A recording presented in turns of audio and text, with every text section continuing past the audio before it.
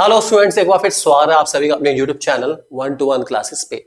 Physical education में इस साल कोई फेल नहीं हुआ, क्योंकि हम फेल होने देंगे ही नहीं। बात करें सीरीज में, आज हमारा हो चुका है डे 6। सो डे 6 में क्या मिलने वाला है आपको, ध्यान से सुन लो भाई। डे 6 में क्या है आप लोगों के लिए, children and women sports chapter, जो कि 7 नंबर का आने वाला है। इससे एक बहुत बहुत बहुत अच्छा टॉपिक और बहुत सिंपल टॉपिक, जो कि लास्ट ईयर बोर्ड एग्जाम में आया हुआ है। टॉपिक का नाम है स्पेशल कंसिडरेशन, जिसमें हम लोग बात करेंगे मेनार्च, मेंस्ट्रुअल डिसफंक्शन और इसके अलावा फीमेल एथलीट ट्रेट्स के बारे में बात करेंगे, जिसमें मैं बताऊंगा आपको ओस्टियोपोरोसिस, एमिनोरिया और ईटिंग डिसऑर्डर। ये टॉपिक हम लोग दोनों कवर करने वाले हैं आज के इस दिन में। तो आज का दिन डे 6 में आपके दो टॉपिक हमारे कवर होने वाले हैं। बहुत अच्छे टॉपिक हैं, इजी टॉपिक हैं, बहुत ज्यादा लेंथी नहीं है। इनको समझ के चलिए, अच्छे से अपने माइंड में फिट कर लीजिए, ताकि आपको जैसे एग्जाम में टॉपिक आए आप इसको बहुत इजीली आइडेंटिफाई कर पाए। इसलिए इस टॉपिक को बहुत अच्छे सुन के चलना है। लास्ट एग्जाम में हमारे पास फीमेल एथलीट ट्रेड वाला टॉपिक आया हुआ है बोर्ड एग्जाम में, इसलिए टॉपिक अच्छा है। एमसीक्यू में आ सकता है, शॉर्ट क्वेश्चन में आ सकता है, इनमें से कोई एक भी आ सकता है 3 मार्क की डेफिनेशन में। उस हिसाब से इस टॉपिक को करके चलेंगे। एक दो बार इसको रीड भी करेंगे तब भी आपके माइंड में सेट हो जाएगा। बहुत ईजी टॉपिक है, अच्छे से करके चलना है बच्चों। और इसके नोट्स के लिए आप हमारी ऐप डाउनलोड कर सकते हैं। ऐप का लिंक आपको डिस्क्रिप्शन में मिल जाएगा। Thank you very much. जल्दी देखते हैं इस वीडियो को। नेक्स्ट हमारी स्पेशल कंसिडरेशन, ये हमारे फीमेल एथलीट्स के कुछ प्रॉब्लम्स वगैरह जो कि बहुत इंपॉर्टेंट है हमारे लिए, जिनको जानना। सबसे पहले इसमें आती है मिनार्च। मिनार्च बहुत इंपॉर्टेंट है आपके लिए, इसको अच्छे से करके चलेंगे। ये काफ़ी ज़्यादा कॉमन है, क्वेश्चन आते रहते हैं इसके ऊपर अपना। सबसे पहले मिनार्च। मिनार्च इज द फर्स्ट पीरियड और first menstrual bleeding that a young girl has. तो बेसिकली जब पुबर्टी की एज स्टार्ट होती है और जो मेंस्ट्रुअल साइकिल है उसको स्टार्ट होने की प्रोसेस, जब स्टार्ट होती है मेंस्ट्रुअल साइकिल, उसको हम लोग मिनार्च कहते हैं। ठीक है, आई रिपीट, पुबर्टी की एज पर जो मेंस्ट्रुअल साइकिल स्टार्ट होती है गर्ल्स में, उसको मिनार्च का नाम दिया जाता है। ध्यान रख के चलेंगे। मिनार्च अप्रॉक्सीमेटली आती है 12 से 14 की ईयर्स पर, लेकिन ये कभी कभी 8 to 9 ईयर्स में भी आ जाती है और लेट आती है 16 ईयर्स तक। इसको ध्यान रख के चलेंगे। It is also known fact that activities like gymnastic delay menarche in some sports it is also beneficial. बहुत ऐसी गर्ल्स जो बहुत ज़्यादा स्पोर्ट्स एक्टिविटीज़ में पार्टिसिपेट करती हैं, उनकी मिनार्च आने में थोड़ा सा टाइम लग जाता है, या मेंस्ट्रुअल साइकिल स्टार्ट होने में थोड़ा टाइम लगता है, और उनकी साइकिल डिले भी रहती है काफ़ी ज़्यादा। ठीक है, ध्यान रख के चलेंगे इस बात को। और कुछ स्पोर्ट्स में ये बेनिफिशियल भी है, कुछ स्पोर्ट्स में अच्छी भी है कि डिले हो, ज़्यादा बढ़िया है। ठीक है, अब मेंस्ट्रुअल डिसफंक्शन क्या है। मेंस्ट्रुअल डिसफंक्शन नाम ही बता रहा है कि नॉर्मल जो मेंस्ट्रुअल साइकिल चल रही है उसमें प्रॉब्लम आना, या फिर वो अकर ही ना हो पाना, इसको मेंस्ट्रुअल डिसफंक्शन कहते हैं। जो एक रूटीन साइकिल है उससे मेंस्ट्रुअल साइकिल अकर नहीं हो रही है, इस प्रॉब्लम को मेंस्ट्रुअल डिसफंक्शन के नाम से जाना जाता है। रीड करते हैं एक बार। इट इज अ डिस्टर्बेंस और irregularity in a woman's menstrual cycle. Irregularity means सही टाइम पर ना हो पाना, या फिर उसमें डिस्टर्बेंस आना, कभी बहुत ज़्यादा लेट, कभी बहुत अर्ली। इसको हम लोग मेंस्ट्रुअल डिसफंक्शन के नाम से जानते हैं। In other words, it can be defined as abnormal bleeding during the menstrual cycle, या फिर बहुत ज़्यादा एबनॉर्मल ब्लीडिंग रहना, जो नॉर्मल ब्लीडिंग रहते हैं उससे ज़्यादा ब्लीडिंग रहने को भी हम लोग मेंस्ट्रुअल डिसफंक्शन ही कहते हैं। ठीक है, the normal menstrual cycle varies from 21 से 35 days.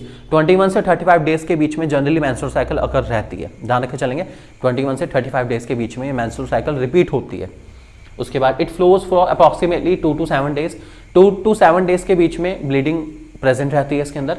During the menstrual cycle eggs are release from the ovary and travel to the uterus. This process is known as ovulation. तो ये प्रोसेस है जिसमें eggs release होते हैं और वो ovary तक ट्रांसफर होते हैं। ठीक है, इस प्रोसेस को हम लोग ओवुलेशन के नाम से भी जानते हैं। ध्यान रख के चलेंगे। तो ये है मेंस्ट्रुअल डिसफंक्शन, आप लोग इससे परिचित हैं बहुत अच्छे से। आपकी बायोलॉजी में भी ये क्लास 9-10 की बायोलॉजी में भी इनका जिक्र आता है, सो इसको ध्यान रख के चलेंगे।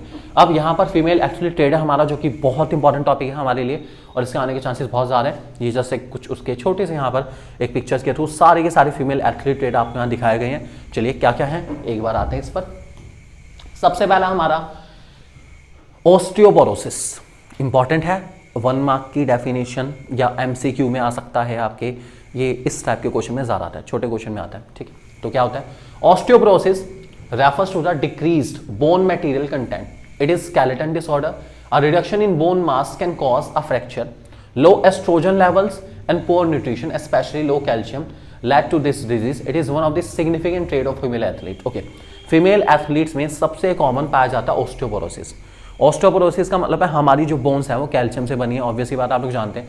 अगर बॉडी के अंदर कैल्शियम की कमी होनी शुरू हो जाती है, जो कि बहुत कॉमन होती है गर्ल्स में, उसका रीज़न क्या है, क्योंकि मोस्टली गर्ल्स, आपने ये बात को सुना होगा कि मिल्क या मिल्क रिलेटेड प्रोडक्ट उनको पसंद नहीं रहते, तो ऐसी कंडीशन में उनका जो कैल्शियम का इंटेक है वो रिड्यूस हो जाता है, और कैल्शियम का टेक रिड्यूस होने की वजह से जो कैल्शियम का इंटेक है वो रिड्यूस हो जाता है, उस वजह से जो हमारी बॉडी का कैल्शियम लेवल है वो रिड्यूस होना शुरू हो जाता है। उसकी वजह से बोन डेंसिटी, जो बोन है वो कैल्शियम से बनी है, जब कैल्शियम नहीं मिलेगा तो बोन अपने आप को मेंटेन नहीं कर पाएगी, बोन वीक हो जाएंगी और इसकी वजह से फ्रैक्चर भी हो सकता है। इस प्रॉब्लम को हम ऑस्टियोपोरोसिस कहते हैं। क्या कहते हैं?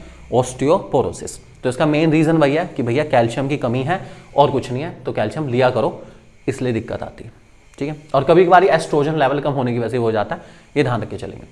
उसके बाद इसके रीजन है कैल्शियम नहीं है, gender difference male versus female, इसका भी थोड़ा फर्क पड़ता है, ठीक है।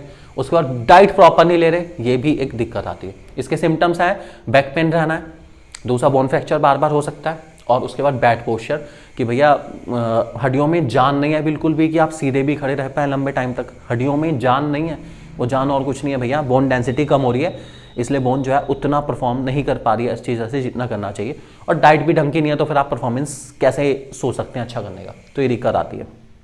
इस प्रॉब्लम का नाम है ऑस्टियोपोरोसिस, इंपॉर्टेंट है, और फीमेल एथलीट ट्रेड आ सकता है 3 मार्क के क्वेश्चन में, डायरेक्ट भी आ सकता है कि explain some female athlete triad 3 marks के क्वेश्चन में आ सकता है, तो आपको तीनों ट्रेड लिखने पड़ेंगे। आगे आएगा, देखते हैं दूसरे क्या है हमारा।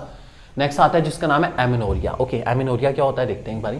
Amenorrhoea, it is a menstrual disorder और illness in females in which females of 18 years और older either never begun menstruating for 3 months or more than that in the females with a history of normal menstrual cycle। देखो amenorrhoea का मतलब है या तो मिनाच या फिर मेंस्ट्रुअल साइकिल स्टार्ट ही नहीं हुई अब तक, 18 years तक की एज पर आ गए लेकिन अब तक स्टार्ट ही नहीं हुई, या फिर स्टार्ट हो चुकी है लेकिन पिछले 3 महीने से नहीं हो पाई, तो ऐसी सिचुएशन को हम लोग एमेनोरिया के नाम से जानते हैं। कि जनरली पहले नॉर्मली 21 से 35 डेज के बीच में रहती थी, लेकिन पिछले 3 मंथ से ये साइकिल एब्सेंट है, तो इस कंडीशन को एमेनोरिया कहा जाएगा। या तो स्टार्ट ही नहीं हुई अब तक, 18 ईयर्स या 18 ईयर्स से प्लस हो गए, स्टार्ट नहीं हुई, या फिर नॉर्मल चल रही थी लेकिन अब डिस्टर्ब हो चुकी है और पिछले 3 मंथ से मेंस्ट्रुअल साइकिल अकर नहीं हुई, ऐसी सिचुएशन को एमेनोरिया कहा जाता है। इस बात को ध्यान रखे चलेंगे। 2 टाइप का होता है, प्राइमरी सेकेंडरी। प्राइमरी का मतलब है कि मिनाच ही डिले हो गई। मिनाच का हमने आपको बताया था कि 8 to 9 ईयर्स में भी स्टार्ट हो जाती है और लेट 16 तक स्टार्ट हो जाती है ज़्यादा से ज़्यादा, ये उसका जनरल टाइम पीरियड है, ठीक है।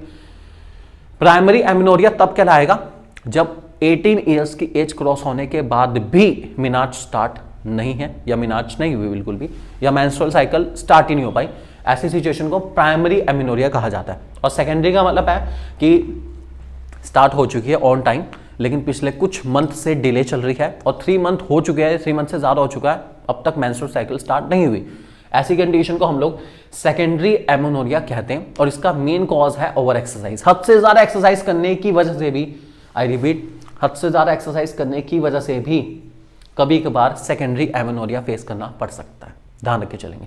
इसके रीज़न है हार्मोनल में चेंज आना, हार्मोन्स चेंज हो रहे हैं बार बार बहुत ज़्यादा, उसके बाद बहुत ज़्यादा एक्सरसाइज कर रहे हैं आप और आप कैलोरीज ही नहीं ले रहे बिल्कुल भी। जब बॉडी के अंदर कुछ जाएगा नहीं तो भैया एनर्जी नहीं आएगी, एनर्जी नहीं है तो एनर्जी रिलीज कैसे होगी। तो बॉडी के अंदर एनर्जी जानी, प्रॉपर डाइट जानी बहुत ज़्यादा ज़रूरी है। तो आप समझ लो कि जो हद से ज़्यादा डाइटिंग करती हैं गर्ल्स, उनके साथ भी प्रॉब्लम आ जाती है। तो ऐसी सिचुएशन को हम लोग प्राइमरी या सेकेंडरी एमेनोरिया कहते हैं, ध्यान रखे चलेंगे। इंपॉर्टेंट है, फीमेल एथलीट ट्रेड अगर आते हैं तो आपको लिखने पड़ेंगे, ठीक है, दोनों के दोनों अच्छे से, ऑस्टियोपोरोसिस भी और एमेनोरिया भी। और तीसरा हमारे इसमें आता है ईटिंग डिसऑर्डर। ईटिंग डिसऑर्डर का मतलब है, नाम ही बता रहे, ईटिंग डिसऑर्डर, भैया खाने में कोई प्रॉब्लम आ रही है। अब क्या प्रॉब्लम आ रही है पढ़ते हैं एक बारी। When an individual starts eating in excess or in small amount, it is called eating disorder। या तो हद से ज्यादा खाना या बिल्कुल ही खाना छोड़ देना, दोनों ही डिसऑर्डर है। आई रिपीट, हद से ज्यादा खाना भी डिसऑर्डर और हद से कम खाना भी डिसऑर्डर है, दोनों ही डिसऑर्डर है, ठीक है। It is a mental illness that causes disturbances in an individual's regular diet।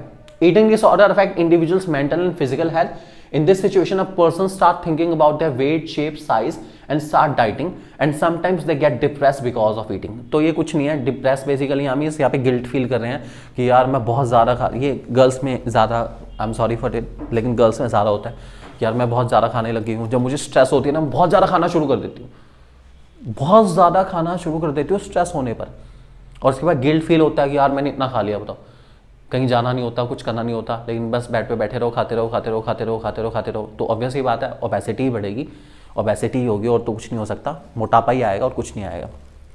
तो ऐसी सिचुएशन को हम लोग क्या चलते हैं ईटिंग डिसऑर्डर। तो या तो हद से ज़्यादा खाना या हद से कम खाना, दोनों ही खराब है, ठीक है। तो ऐसे सिचुएशन को हम लोग ईटिंग डिसऑर्डर कहते हैं, ध्यान रख के चलेंगे। इसके दो टाइप्स हैं हमारे जो कि बहुत इंपॉर्टेंट है, आपको याद रख के चलने। पहले का नाम है एनोरेक्सिया नर्वोसा और दूसरे का नाम है बुलिमिया नर्वोसा। देखो नाम ही इतने अच्छे अच्छे हैं कि इंसान कहेगा अरे वाह यार कुछ तो है ही, एटलीस्ट कम से कम फिजिकल पढ़े, कुछ तो सीखने को मिला। तो एक है एनोरेक्सिया नर्वोसा, दूसरे का नाम है बुलिमिया नर्वोसा, ठीक है। एनोरेक्सिया नर्वोसा समझते हैं, ये ईटिंग डिसऑर्डर है जो हर एक एज की वुमन को अफेक्ट करता है, मतलब सबके लिए, ठीक है। हर इंसान मतलब जो भी गर्ल्स है सबके लिए है, सारी फीमेल्स के लिए रहता है।